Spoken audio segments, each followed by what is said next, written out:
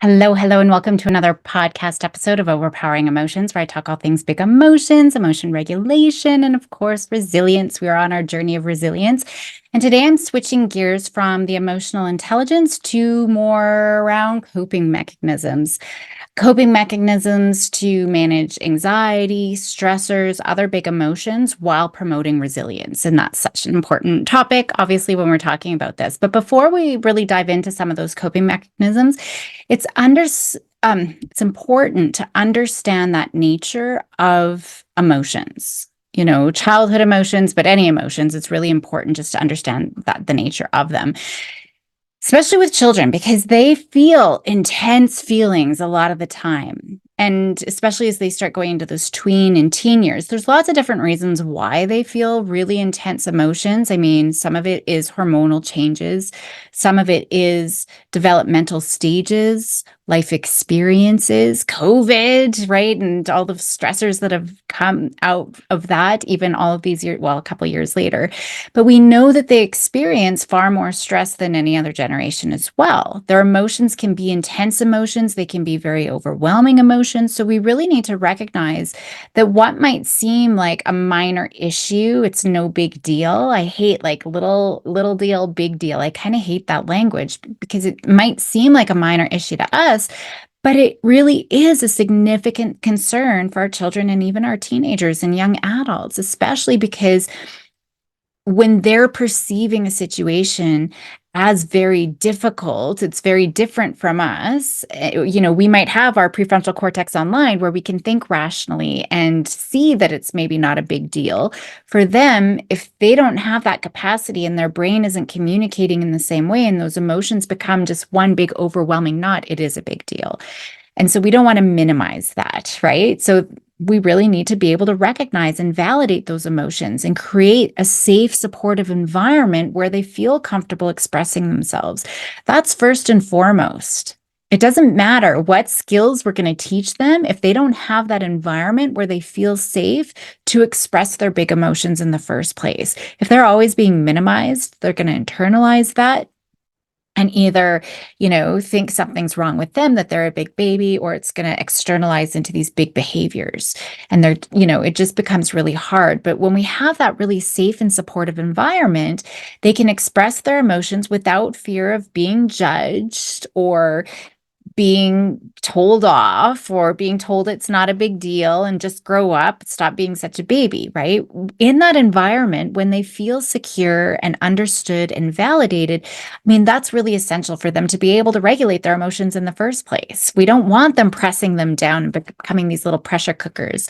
When children know that they're not going to face negative consequences, and it's not even punishment when I say negative consequences, just they're not feeling heard and understood, right? If they're not feeling that sort of negated response that some other people truly are interested and concerned and validating, they're more likely to communicate openly and share those feelings in the future as well and their experiences, right? Don't we all, like so many parents say, they never talk about how their day was. I try to ask them about their day. I don't know, it's fine.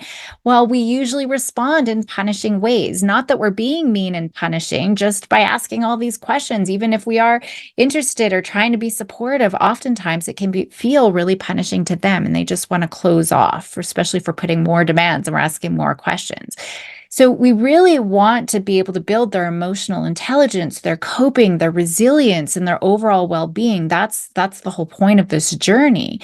So they're going to learn to recognize and understand and manage their feelings when we're able to validate for them and give them some of those things. So as adults, we're really working on our skills in validating our kids' emotions, even if it's a big eye roll and, it's not that big of a deal.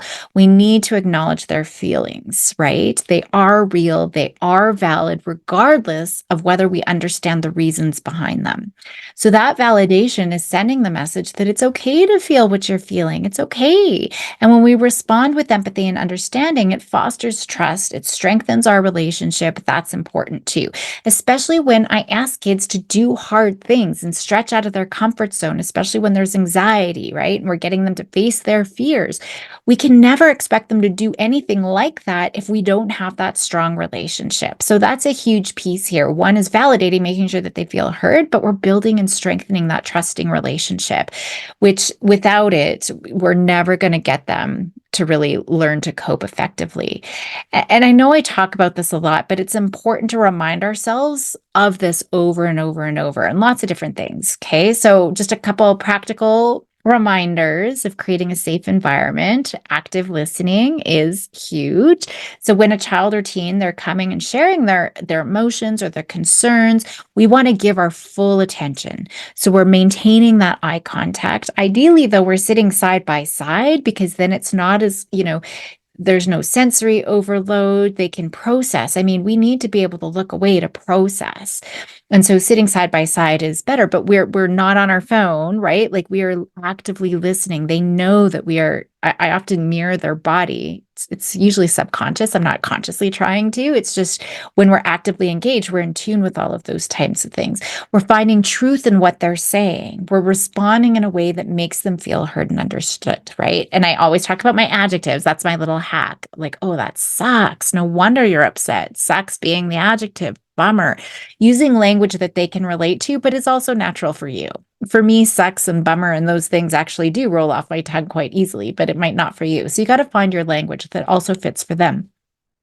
We're never passing judgment on any of the emotions that they're expressing, right? Even if they're angry. I mean, if they're angry, the function of that emotion is to defend something that's important to them. It could be their opinion, it could be their pencil, but it could be important pencil or just their belonging or their control. Anger is important. So we need to validate that too. It's not about what we need in the moment, that we need them to speak respectfully to us and not swear at us, right? It's not about our needs. It's about addressing what their needs are in that moment. And we're offering that empathy. We're offering that support. In saying that, we're making sure we're giving them space. We don't need to talk when we do these things. We're, if it's there and they're waiting for a response, absolutely. But the bigger piece is just having that safe space for emotional expression, right? That's really important. And it's okay too to set healthy boundaries. We're not going to sit there and take any aggressive acts, right? If they're verbally aggressive, we can acknowledge, I can see that you're really upset. Maybe that they're really upset at us. We can acknowledge that still. We don't have to take hits and bites and, things like that though. So we can set some of those boundaries. Kids do need to understand though that their feelings, no matter how they come out, I mean, those feelings are respected. But it's the behaviors that might not be acceptable, right? Just in the moment of a big emotional upset, we're not going to try to hash it out with them, but we don't need to sit there and take, hits to the face or anything like that.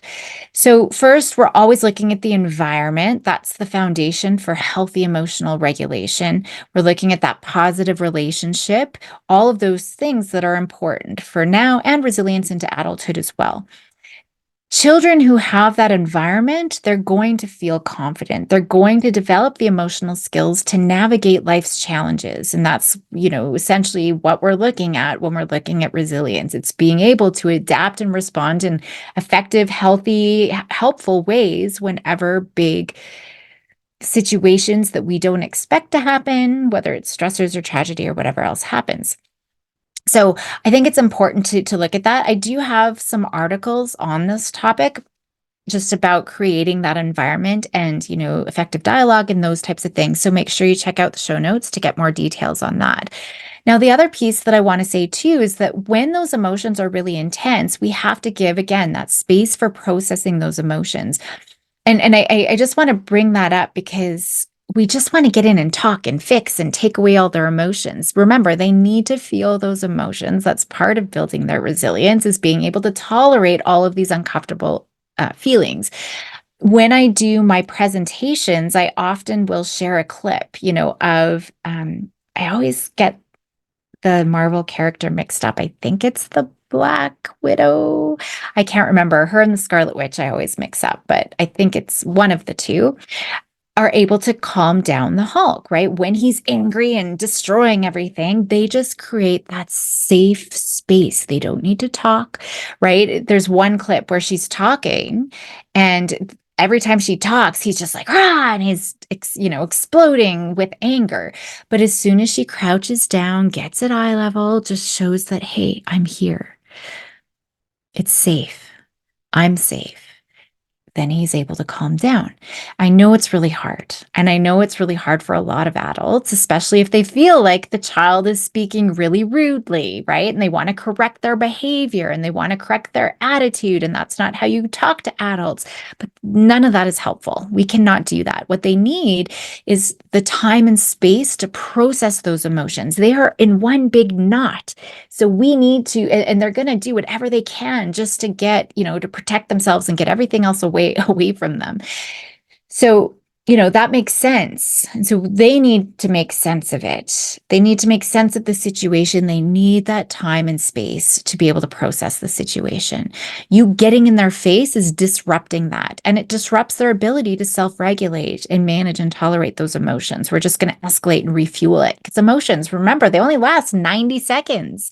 If their tantrum or outburst is lasting longer, it's because something keeps escalating, keeps re-triggering it. But they need to learn how to manage those emotions independently. It's a vital skill for their emotional well-being. So we cannot keep getting in their face. We need that space. Pushing a child or a teen to talk or to respond when they're not ready, that's just going to lead to conflict, power struggles, resistance, whatever. It's going to lead to bad behavior, or I don't want to say bad behavior, it's just bad situation that you don't actually want. It's only going to escalate the situation. It's going to make them even more upset and even more, resistant to you. If they're already overwhelmed with that big knot of emotions, we're just going to make it worse. So one point that we really need to remember is that during this time when they're highly upset, their sensory system, it becomes so overwhelmed. Their physiological responses are triggered. And so that goes into the fight, flight, freeze, or fawn, right? And that really affects their perception. If their stress response is triggered, their sensory sensitivities are going to be heightened. When that fight, flight is triggered, the helpful responses are going to be overridden by survival responses. That prefrontal cortex, the rational thinking, the problem solving, keeping calm part of the brain is going to go offline. So again, no talking is going to help. It's going to go in one ear and out the other. They won't be able to concentrate. They're not going to be able to process what we're saying. So then that could lead to misunderstanding, right, of whatever we're saying. And even if we're like in there, hey, bud, how can I help? They're going to be like, well, stop yelling at me. Everything is heightened. A lot of times when they're so triggered, they can't even make the sound of our voice.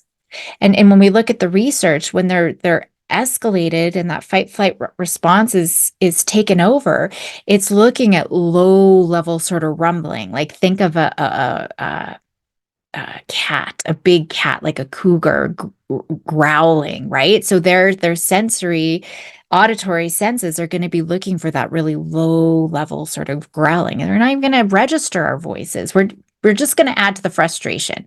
It's only going to get worse, right? They're already in this intense emotional state. We're just going to make it more challenging for them, and it's going to be harder for them to regain any mastery over their emotions in that moment. Obviously, yelling at a child is never helpful in any circumstance. We're only increasing their stress levels along with ours, so we're just going to be co-regulating this escalation. Co-escalating is what we're going to be doing, and it's sending a message that their emotional distress is not valid, it's not accepted, and that's just going to lead to heightened anxiety, heightened frustration, heightened behaviors. Yelling completely hinders any effective communication, and it's not very effective modeling. We don't want them yelling at us, so why would we want to model those behaviors? It's completely shutting down the opportunity for any constructive conversation, and it's just going to lead to further misunderstandings, further upset, disruption of the relationship, right? It's just going to erode all of those things. Trying to make them feel better in the moment. I mean, all of these things I've talked about, but it's just a really good reminder of some of the traps that we fall into. Even trying to make them feel better is not helpful. In the moment, it can really come across as invalidating. It can really come across as we're implying that their emotions aren't wanted, they should be suppressed, that there's something wrong with them. That's just going to lead to them never learning to regulate their emotions, right? They're probably going to, like I said, internalize that something's wrong with them. Whenever they do feel these big emotions, they might try to suppress them, which we know is just going to come out at some point, not in healthy ways. They might then have to turn later on in life, to substances to help sort of cope with some of those things. It's not very effective. So while we are there to be supportive and accepting, trying to make them feel better without addressing the underlying emotions is just going to serve, at best a temporary relief, but it's not helping them promote their coping and their resilience in the long run.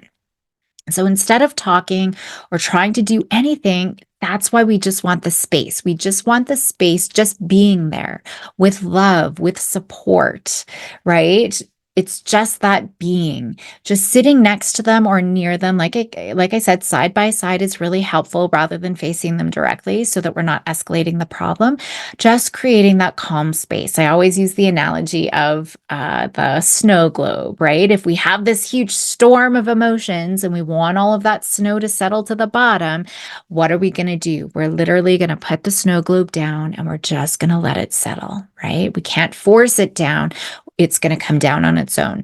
So we're creating that calm space. It's so important. Even if they're screaming at you, even if they're screaming, you're the worst parent in the universe, or you're the worst teacher in the universe, we need to put aside our own emotions. We need to put our own need for respectful behavior and just be there calmly in that presence. Okay. We do, like I said before, we're going to create those boundaries. We don't have to sit there and take a beating. Or we can say, I can see you're upset. I'm just going to be over here and wait for you, right? So we still want to have boundaries. This isn't an episode on behaviors because I absolutely think that we need to create really structured expectations, and we're going to maintain those when it comes to behaviors. But when we're talking about emotion regulation, we really want to look at this. So the best approach in the heat of that moment, in the heat of the crisis, is really to wait. Right? We're not talking to them until their prefrontal cortex is back online and more receptive to communication. That requires patience because emotional processing takes time. So we need to practice our patience. When they're ready, giving them choices can be empowering. So for example, asking if they want to talk now. I could see that you're really upset. Hey, I'm here for you if you'd like to talk about it. We can talk now.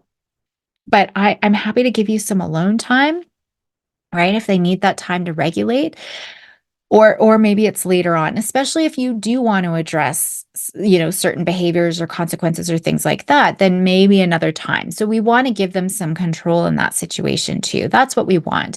And that's another important piece here, right? So when we're granting them the space, we're respecting their autonomy and we're giving them those choices. We're respecting that.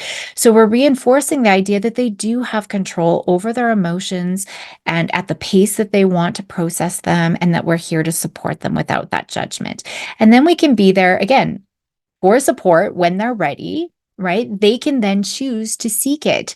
That's when our support is most helpful, when they are coming to us, not in a dependent clinginess sort of way. It's when they're like, okay, I'm ready to chat, right?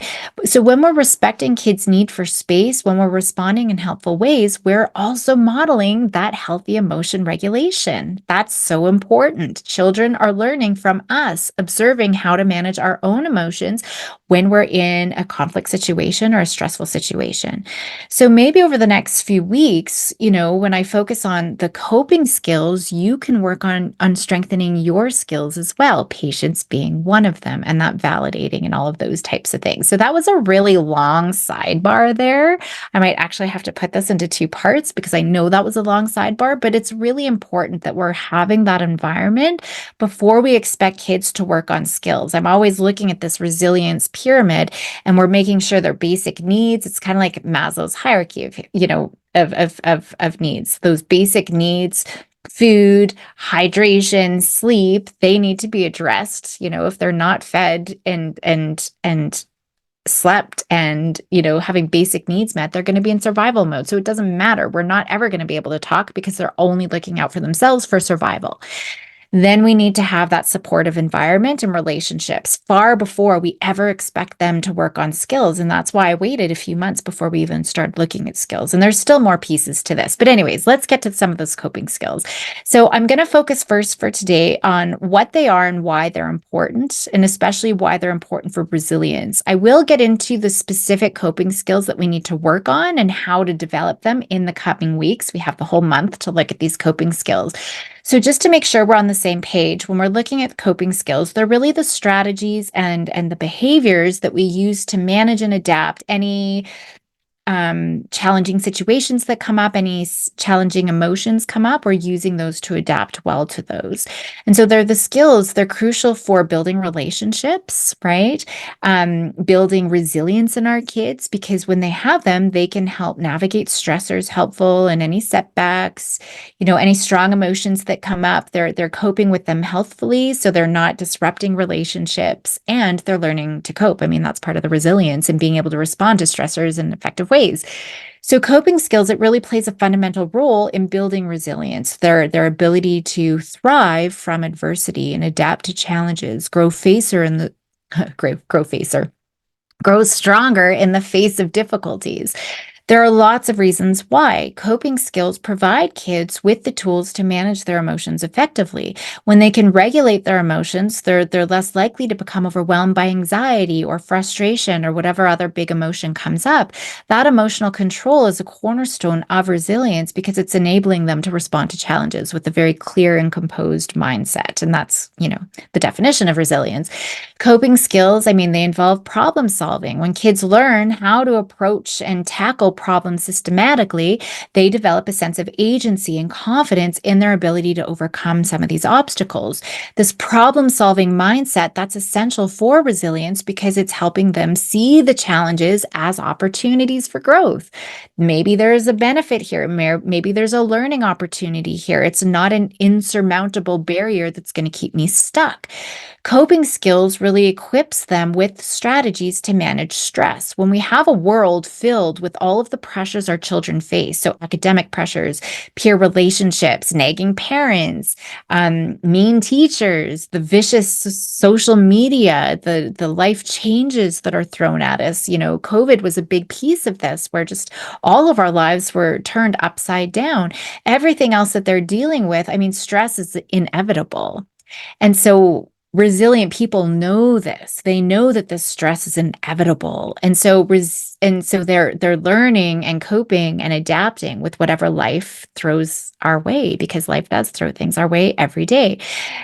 So resilience is about not only enduring stress, it's not just tolerating it, but it's thriving despite it, right? Being able to fully accept it and embrace it and thrive. Coping skills help kids cope with that stress in healthy ways. They're reducing any negative impacts that we know, the long-term impacts of stress on our well-being. They're able to manage all of that. So resilience isn't about avoiding adversity. We know that. They need to learn to navigate it effectively. And they do that with these coping skills. Those coping skills teach them how to respond adaptively to whatever the challenges that they're faced. So instead of reacting impulsively or going into a pit of despair, which I see even adults do, they can choose constructive ways to cope. So it's that adaptability, that's a core component of resilience. And so we'll be talking about that in our journey here.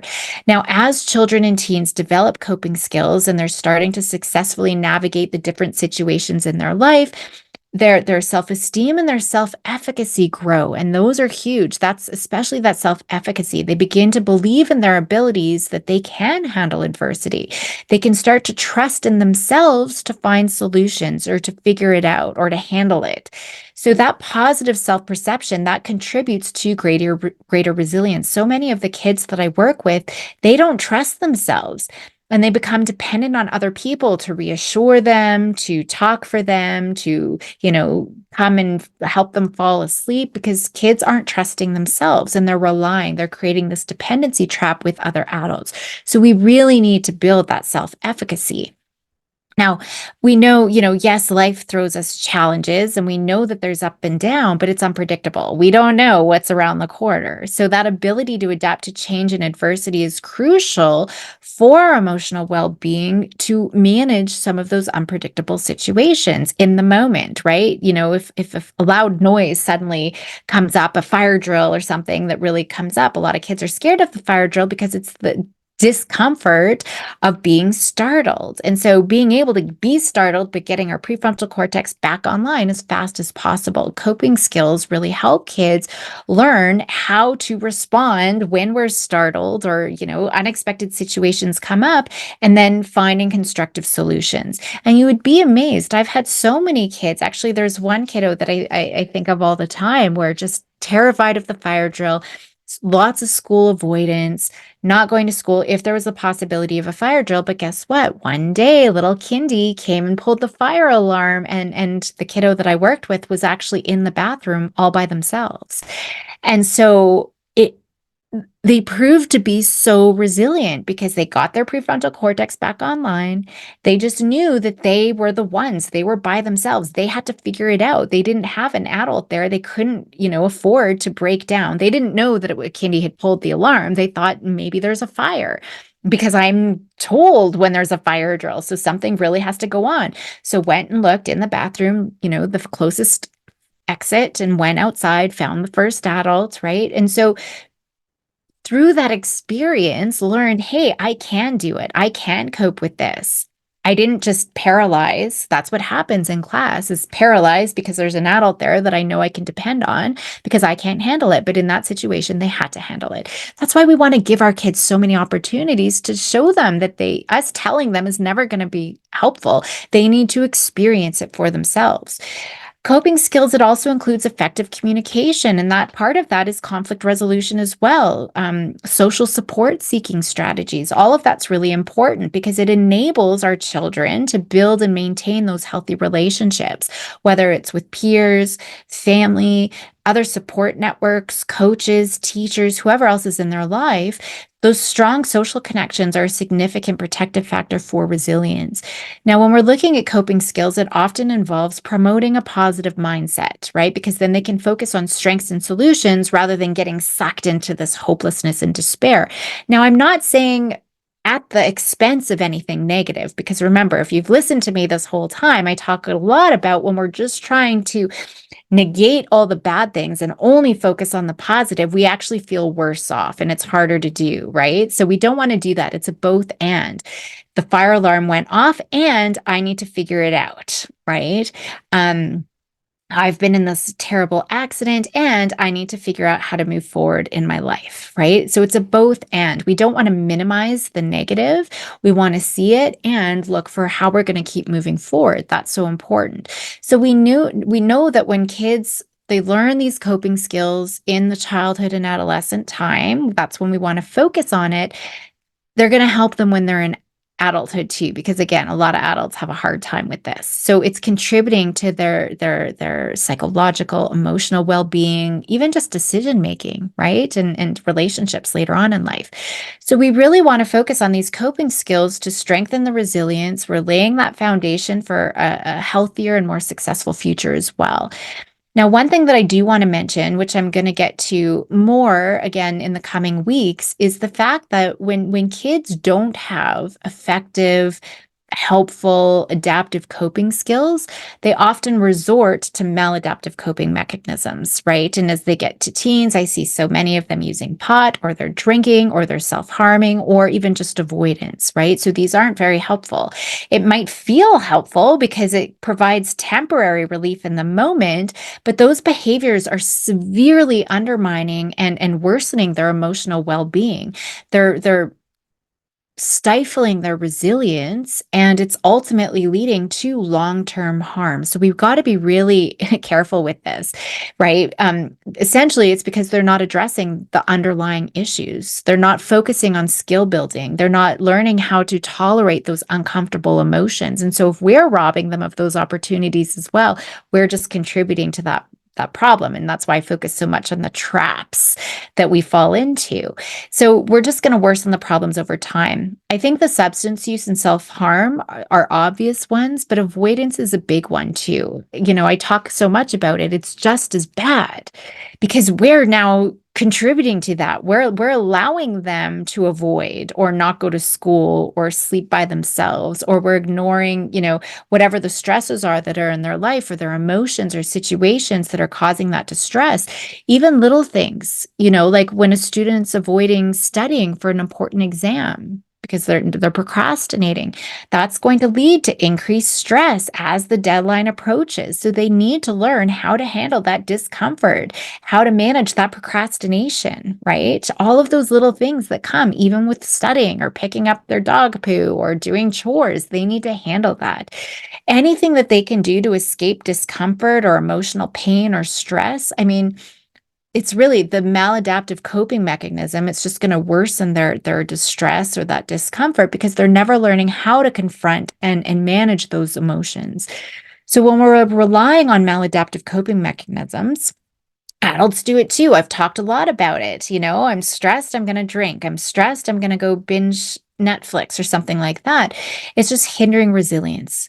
Resilience is built by facing the challenges, facing our fears, learning from them, adapting from them. Maladaptive coping mechanisms, it's not promoting anything that I've talked about. It's not promoting adaptability or growth. Instead, it's just maintaining this cycle of avoidance or self-destructive behavior that just gets worse into adulthood. So rather than addressing those root causes of distress or the root causes of problems, or really it's the root discomfort that we feel, right, of having a difficult conversation or doing these things that we need to do, those maladaptive coping strategies just allow issues to escalate and compound, right? And then they're probably going to cause problems elsewhere too, like straining relationships. Now I'm not doing my studying. I'm accountable to my teacher. My parents are breathing down my neck. That can lead to some social isolation, right? Because now I'm angry and irritable and I'm getting frustrated with my friends. I mean, it just can snowball even from one little thing, and it just makes it challenging to maintain any healthy connections with others. So it's really important that we're recognizing and addressing any of these maladaptive coping behaviors so that we can promote healthier, more effective ways of managing stress and emotional distress. So next week, I will talk more about helpful versus unhelpful ways of coping and getting into a little bit more details of some of those unhelpful ones. I mean, I touched on it, um, but I just want to look at, because some of them might seem helpful, and I just want to untangle that a little bit because we really need to get out of those patterns. So I'll talk about helpful, unhelpful coping strategies. After that, I'll be getting into some of the key strategies that we need to focus on and how we can help and how to build them.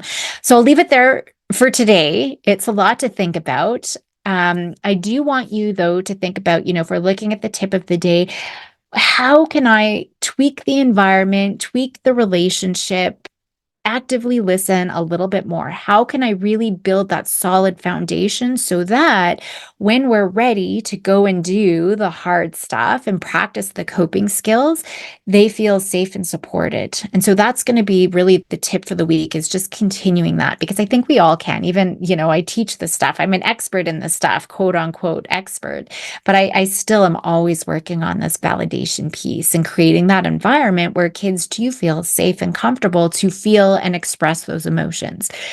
So go and have a lovely day. Help those kiddos be bold and courageous, and I will see you next week.